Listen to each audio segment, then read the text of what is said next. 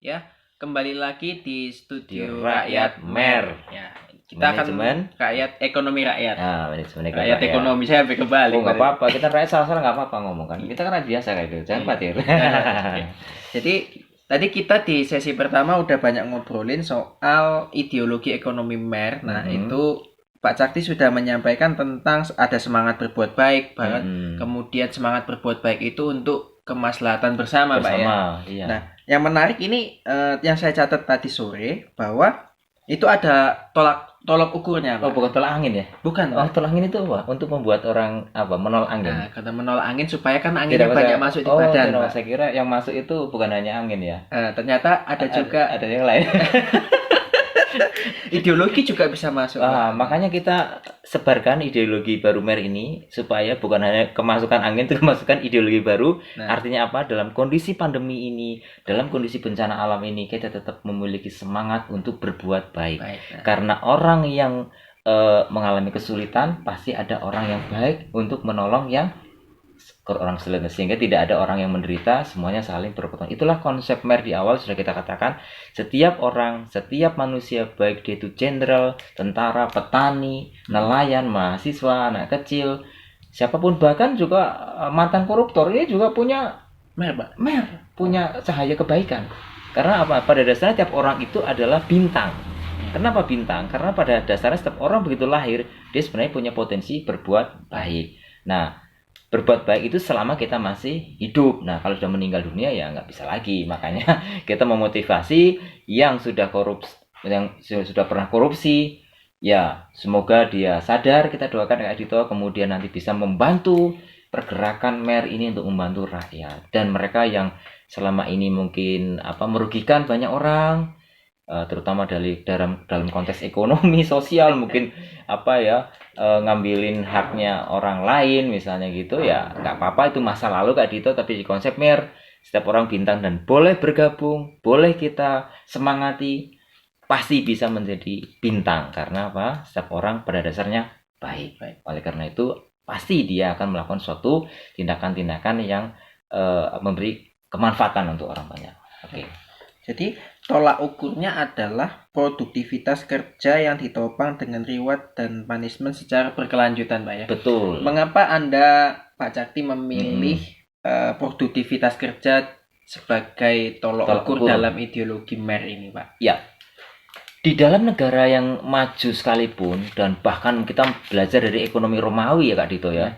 Bagaimana ekonomi Romawi membangun sampai sekarang kan kita bisa ngelihat ya bekas-bekasnya di Italia ya kan. Kemudian bagaimana ekonomi zamannya kekhalifahan ya kan, Islam, kemudian zaman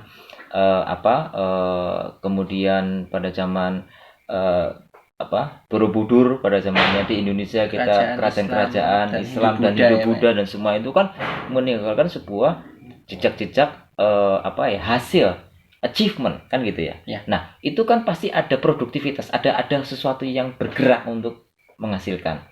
Kan nggak mungkin ya sekarang kalau ekonominya nggak maju, kan nggak mungkin bisa membangun Borobudur katakanlah. Padahal Borobudur adalah merupakan candi yang terbesar seluruh dunia, dan itu adalah diakui oleh United Nations atau PBB menjadi salah satu keajaiban dunia. Ya kan? Dan hebatnya membangun itu pasti ada suatu capaian. Nah, dikatakan produktif orang-orang pada zaman Shailendra itu yang membangun itu Kak Dito, itu kan pasti memiliki target. Targetmu apa? Oh, saya membangun candi dasarnya dulu. Kemudian produktif lagi membangun candi yang tengahnya. Kemudian akhirnya yang stupa yang tinggi itu Kak Dito. Nah, itu kan pasti ada urutan-urutan untuk produktif. Ya kan? Nah, oleh karena itu Mer itu akan memberikan reward. Seorang raja di zaman Shailendra itu, ayo kalau kamu udah berhasil, tak kasih reward kamu, entah itu hadiah dari raja dan sebagainya. Misalnya ya, anak SD misalnya dikasih tahu bapaknya, nak, nanti kalau kamu naik kelas kamu juara 1, kasih apa? Uang, Pak. Uang reward ya kan, atau kasih HP baru, wah, atau kasih apa, atau sepeda kayak Pak Jokowi ngasih sepeda, Betul. wah bisa juga itu Kalau saya produktivitas. minta ini Pak, nggak minta sepeda. Oh bukan minta apa? Saya minta pesawat. Oh sama, ya minta ke Pak Jokowi nggak apa-apa. Mana Pak Jokowi minta ke YouTube nanti ya. Lo itu ada loh beberapa yang dapat apa pesawat terbang loh. Oke, Iya. jadi orang itu bergerak karena produktif Kak Dito. Iya. Kan nggak mungkin misalnya ya tanaman padi Kak Dito. Kalau dibiarkan kira-kira mati atau hidup Kak Dito? Kalau nggak dikasih air atau Air nggak pupuk ya dikasih pupuk, mati Pak. kan? Berarti harus ada apa Kak Dito? Produktivitas. Ya. Siapa yang melakukan? Petani. Betul? Betul.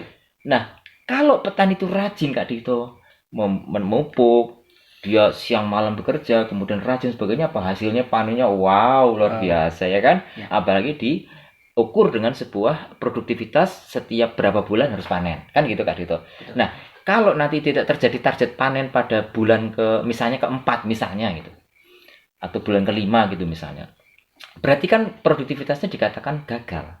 Kan gitu, makanya karena ada target bulan kelima harus panen, ini kok belum panen, ada apa ini, kan gitu, berarti ada yang salah. Nah, MER itu transparan.